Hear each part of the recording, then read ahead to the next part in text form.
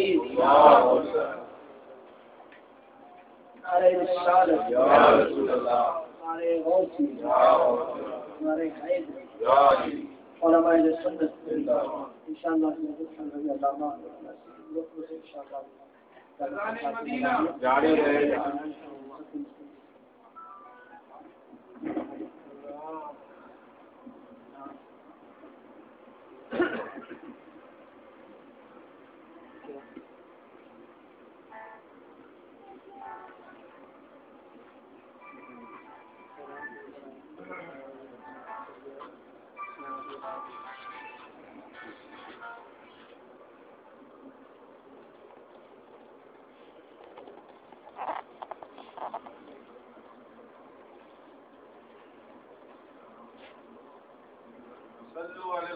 اللهم صل على سيدنا ومولانا محمد معدن الجود والكرم وآله وبارك وسلم. نحمده ونصلي ونسلم على رسوله الكريم. أما بعد فأعوذ بالله من الشيطان الرجيم. بسم الله الرحمن الرحيم. واتخذوا من مقام إبراهيم مصلى. آمنت بالله صدق الله العظيم. ببركة الله وملائكته يصلون على النبي صلى الله عليه وسلم. آمنوا صلوا عليه وسلموا تسليما. صلى الله عليه وآله وصحبه وسلم. صلاة وسلام عليك يا سيدي يا رسول الله. صلاة وسلام عليك يا رسول الله. فإن من جودك الدنيا وضرتها ومن علومك علم اللوح والقلم. مولاي صل وسلم دائما صمد على حبيبك خير الخلق كلهم. اللہ کی حمد و ثنا نبی کریم رؤوف رحیم صاحب سب تکریم علیہ الصلاۃ والتسلیم کی بارگاہ مقدسہ میں انتہائی عقیدت اور احترام کے ساتھ درود و سلام پیش کرنے کے بعد تمام تعریف اور تمام تر محاسن اور مکارم صرف اور صرف اللہ وحدہ لا شریک کے لیے ہے. رب کریم کی توفیق اور اس کے حبیب کریم علیہ الصلاۃ والتسلیم کی خصوصی عنایات کی صد سے ہمیں اس عظیم شہر میں بلد پاک میں حرم پاک میں حاضری کا شرف نصیب ہوا.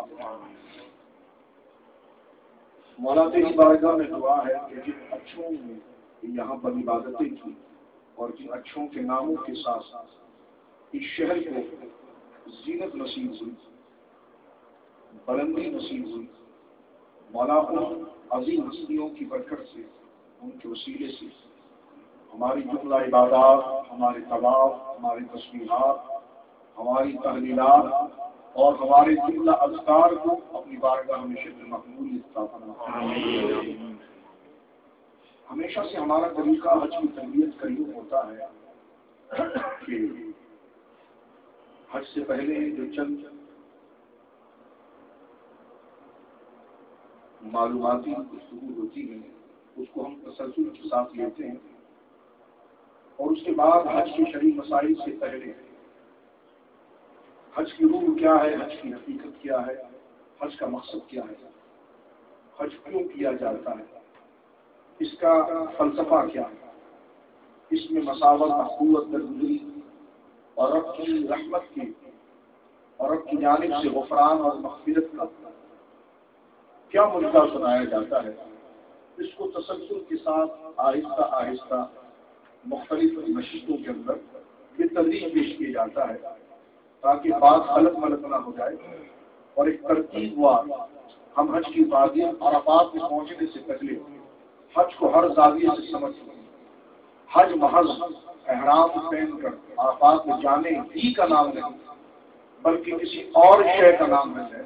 یہ شرعی اعتبار سے تو ہمارا ظہور اور فرضیت تو ادا ہو جاتی ہے، لیکن جو روح حج ہے اور جو عرفان حج ہے اور جو حقیقت حج ہے اور جو مغز حج ہے وہ کیا ہے اس کو تسلسل کے ساتھ پیش کیا جائے گا. ایک ہے جسم، ایک ہے روح. جس روح کے بغیر بیکار ہے. لیکن روح اگر تنہا بھی رہے تو وہ جسم سے اعلیٰ ہے. تو احرام پہن کر عرفات میں حاضری دینا یہ حج کا جسم تو ہے، لیکن روح حج کوئی اور چیز ہے.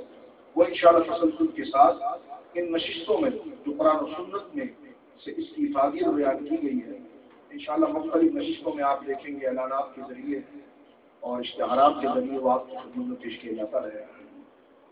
یہ اللہ کا ہم پر بہت بڑا احسان ہے کہ ہمیں اس شہر پاک میں حاضری کا شرف نصیب ہوا.